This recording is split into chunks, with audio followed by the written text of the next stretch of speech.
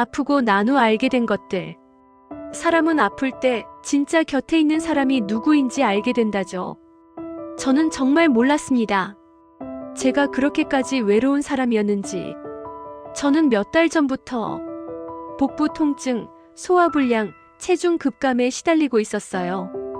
병원에서는 처음엔 장염이라 했지만 증상은 더 심해졌고 결국 CT와 내시경 검사를 통해 이상한 부위를 발견했습니다. 의사는 말했습니다. 이대로 두면 장폐색이 오거나 천공이 생길 위험이 높습니다. 장 일부를 절제하는 방법밖에 없습니다. 그 한마디에 세상이 무너지는 기분이 들었죠. 복강경으로 할 수 있는 수준이 아니었습니다. 염증도 심하고 장과 주변 장기가 서로 들러붙는 유착이 심해 결국 배를 길게 절개하는 개복 수술을 해야만 했습니다. 수술 하루 전날 병실은 조용했어요. 심장 모니터 소리만 톡톡 울릴 뿐. 저는 휴대폰을 손에서 놓지 못했습니다. 누군가 딱 한 사람만이라도 서진아 무섭지? 잘 될 거야. 그렇게 말해주길 바랐거든요. 하지만 그 어디에서도 연락은 오지 않았습니다. 생일이면 꽃 보내주고 힘들다 하면 도시락 챙겨주던 그 많은 사람들. 제가 베푼 진심만큼 누구라도 제 앞날을 걱정해줄 줄 알았어요. 밤 11시가 지나도 전화기는 끝내 울리지 않았습니다. 그때 처음 알았어요. 아나는 그냥 사람들에게 편한 사람이었지 필요한 사람은 아니었구나. 수술 후 중환자실에서 하루를 보냈습니다. 뼈 전체가 불에 데인 듯 아팠고 기침도 웃음도 심지어 숨 쉬는 것조차 고통이었고 배에는 굵은 배액관이 꽂혀 있어 조금만 움직여도 찢어지는 느낌이 났습니다. 음식은 23일 동안 금식이었고 처음 마신 물 한 모금조차 위장이 놀라 복통을 일으켰죠. 의사들은 지금은 장이 다시 깨어나는 단계입니다라고 했지만 밤마다 제 몸이 남의 몸처럼 느껴졌습니다. 다음 날에도 상황은 크게 달라지지 않았습니다. 하지만 더 힘든 건 몸보다 마음이었던 것 같아요.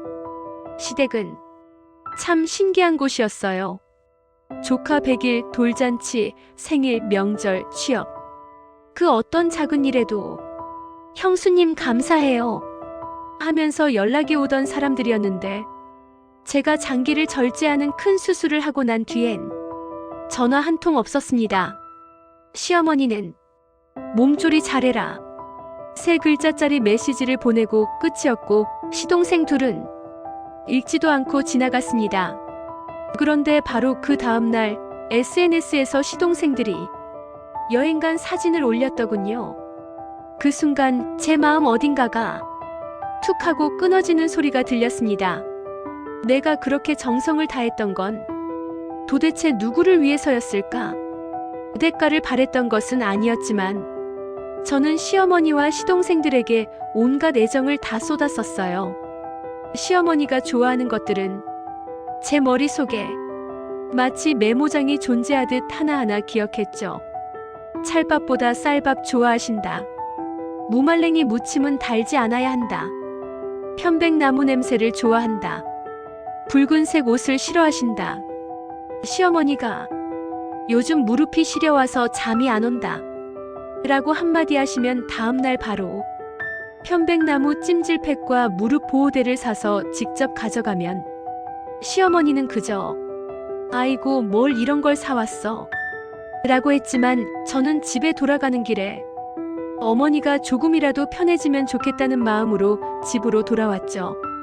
어느 해엔 갑자기 시어머니가 허리를 삐는 바람에 제사 준비를 못하게 되는 상황이었고 그때 시간은 모두 일하고 있었고 시동생들도 바쁘다 했기에 저도 일하는 상황이었지만 그 소식을 듣고 퇴근하자마자 바로 장을 봐와서 나물 무치고 탕 끓이고 전 부치고 제사상 준비하고 집 정리까지 새벽 3시가 넘어서야 마무리를 마쳤습니다. 제사날 시어머니는 사람들 앞에서 이렇게 말했다. 서진이가 다 했어. 없었으면 제사를 못 지낼 뻔했어. 그 말에 저는 모르는 척 웃으며 물컵을 정리했지만 속으로는 뿌듯했던 날이었어요. 시동생이 취업에 성공했을 때에도 시어머니는 기뻐 눈물을 흘렸고 시동생은 형수님 덕분이에요. 라고 했죠. 왜냐하면 자소서 첨삭, 면접 복장 추천, 급하게 만든 면접용 서류 파일 정리, 포트폴리오 프린팅까지 조언하고 도움을 주었거든요. 그리고 최종 합격하던 날 시동생에게 축하 선물로 명품 지갑을 사줬어요. 시동생은 너무 좋아하며 형수님 고마워요 라고 했지만 내가 가족으로 여기며 챙겨왔던 그 가족들은 단 한 사람도 곁에 없었어요. 그날 그동안 시가에게 쏟아온 정성을 떠올리며 처음으로 스스로에게 물었습니다. 내가 사랑한 건 정말 이 사람들이었을까? 아니면 가족이라면 이래야 한다는 내 환상이었을까? 친구들에게서조차도 위로받지 못했어요. 서진은 단톡방을 열었다. 몇 번이나 손가락이 흔들렸다. 나 내일 아침 큰 수술 받게 됐어. 뼈 절개하고 장일부 절제한다고. 보내기 버튼 위에서 손가락이 잠시 멈췄다. 이 말을 지금이라도 해야 할까? 귀찮아 할까? 부담스러워 할까? 그래도 적어도 친구들만큼은 알아주었으면 했다. 서진은 심호흡을 한번 하고 버튼을 눌렀다. 돌아온 반응은 헐.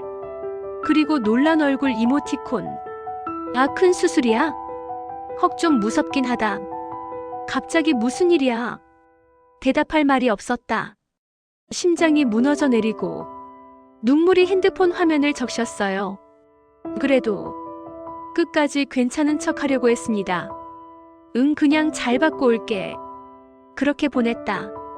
그 한 문장을 보내고 저는 폰을 뒤집어 두었어요. 조금만 더 톡을 보면 울음을 참지 못할 것 같았거든요. 걱정도 위로나 공감도 받아본 적이 없었습니다.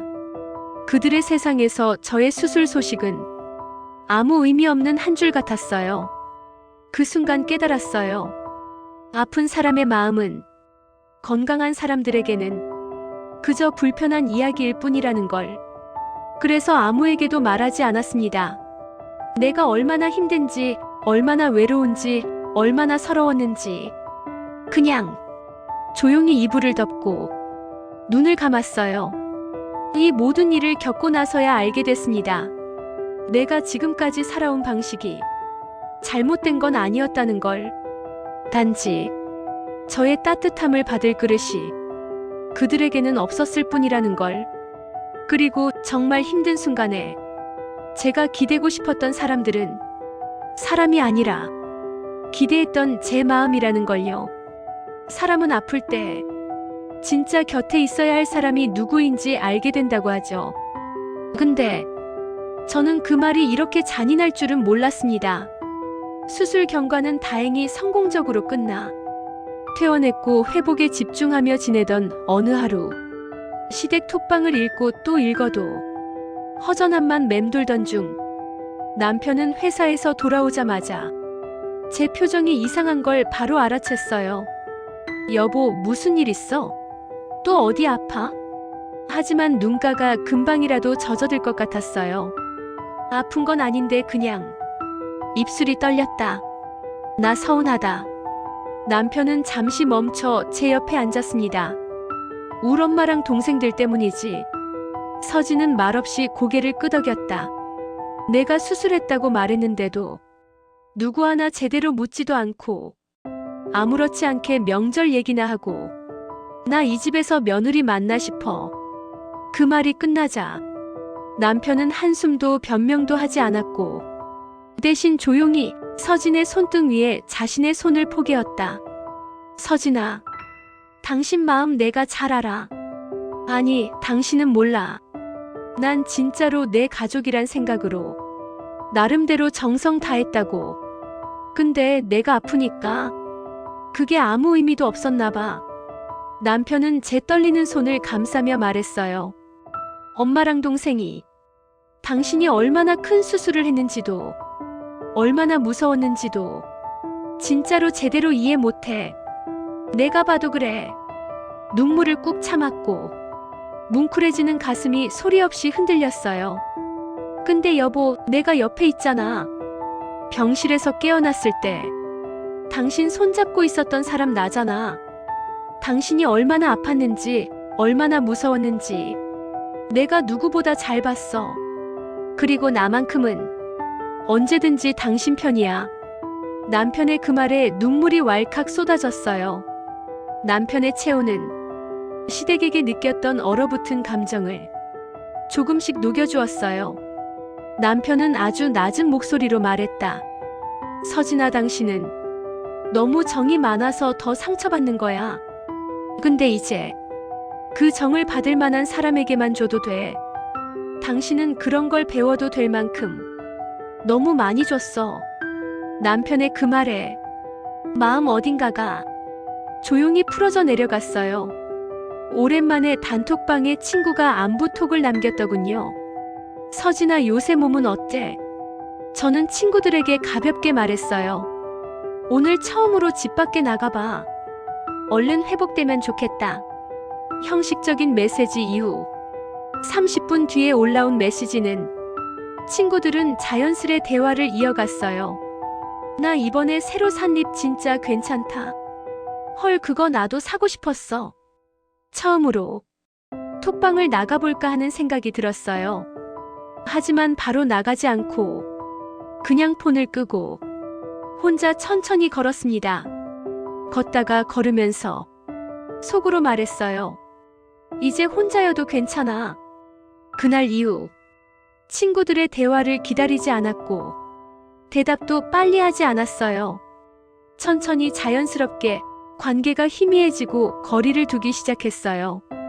시간은 더 흘러 몸은 점차 회복돼가는 중이에요. 날 오후 햇빛이 부드럽게 들어오는 카페에 앉아 노트북을 켜고 운동 계획, 식단 일기, 새로 읽고 싶은 책 목록, 해보고 싶은 취미들을 적기 시작했어요. 그중 한 줄이 가장 눈에 들어왔다. 나를 챙기는 시간 늘리기. 그때 마음 한쪽에서 조용히 무언가가 정리되기 시작했습니다. 시댁에 대한 서운함, 친구들에 대한 기대, 잊을 수 없는 서운함들. 모두 기대했던 마음이 사라지자 상처도 함께 옅어지는 것 같았어요. 나는 이렇게까지 그들에게 마음을 줬던 사람이었구나. 이제는 그 절반만큼이라도 나에게 주자. 그리고 아주 천천히 새로운 삶을 시작해보려 합니다. 지금까지 제 이야기를 들어주셔서 감사합니다. 이 이야기를 재미있게 보셨다면 구독, 좋아요 꾹 눌러주세요.